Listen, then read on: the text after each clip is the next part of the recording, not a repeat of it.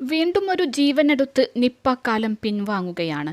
മറ്റാർക്കും നിപ്പയില്ലെന്ന ആശ്വാസവാർത്ത എത്തുമ്പോഴും കഴിഞ്ഞ നിപ്പ കാലത്തിൻ്റെ ബാക്കി പത്രമായി ദുരിതക്കിടക്കയിലായ ഒരു ആരോഗ്യ പ്രവർത്തകൻ ഇവിടെയുണ്ട്. മംഗളൂരു മർദാല സ്വദേശി ടിറ്റോ തോമസാണ് ഏവർക്കും നൊമ്പരമാവുന്നത്.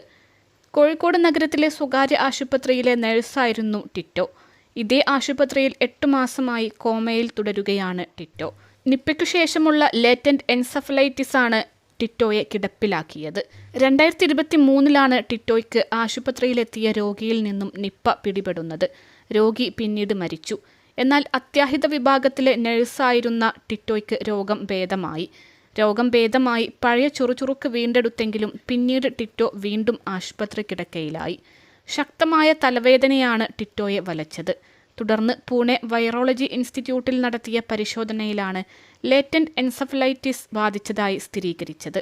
നിപ്പ രോഗം മാറിയ ശേഷം പിൽക്കാല അവസ്ഥയുടെ ഭാഗമായി ചിലരിൽ മസ്തിഷ്കജ്വരമുണ്ടാകുന്നതാണ് നിപ്പ എൻസഫലൈറ്റിസ്. ഇത് ചിലപ്പോൾ രോഗബാധിതനെ അബോധാവസ്ഥയിലേക്ക് നയിക്കുകയും അപസ്മാരത്തിനും കോമയ്ക്കും കാരണമാവുകയും ചെയ്യും. ലക്ഷണങ്ങൾക്കനുസരിച്ചുള്ള ചികിത്സയാണ് ഈ രോഗത്തിന് നൽകുന്നത്. രോഗം ബാധിച്ചതിന് പിന്നാലെ ടിറ്റോയും അബോധാവസ്ഥയിലായി. ഇദ്ദേഹത്തിന് പ്രത്യേക മെഡിക്കൽ ബോർഡ് രൂപീകരിച്ചാണ് ചികിത്സ തുടരുന്നത്. ചികിത്സാ ചെലവുകൾ സ്വകാര്യ ആശുപത്രി മാനേജ്മെന്റ് ഏറ്റെടുത്തിട്ടുണ്ട്. 40 ലക്ഷത്തിലധികം രൂപ ചെലവഴിച്ചു കഴിഞ്ഞു. ജോലി ഉപേക്ഷിച്ച് ടിറ്റോയ്ക്ക് കൂട്ടിരിക്കുകയാണ് സഹോദരൻ ഷിജോ തോമസും അമ്മ ലിസിയും.